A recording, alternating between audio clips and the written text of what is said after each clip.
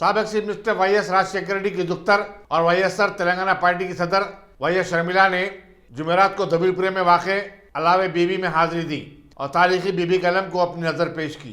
उनके हमरा पार्टी के कई कायदीन भी मौजूद थे। उन्होंने कहा कि खातून जन्नत हज़रत फ़ातिमा रज़ियल्लाहु अन्हुमा के फर्जंद हज़रत इमाम हुसैन रज़ियल्लाहु अन्हु ने करबला में हक़ व बातिल की जंग में अपनी जान की कुर्बानी देकर इस्लाम को दोबारा जिंदा किया। उनकी शहादत को दुनिया कभी भी फरामोश नहीं कर सकती। बीबी Fatima is the icon of secularism. Saeed भाई थोड़ा लोगो My father YSR has great regard नीचे करता हमारा for Bibi Fatima and her son Imam Hussein.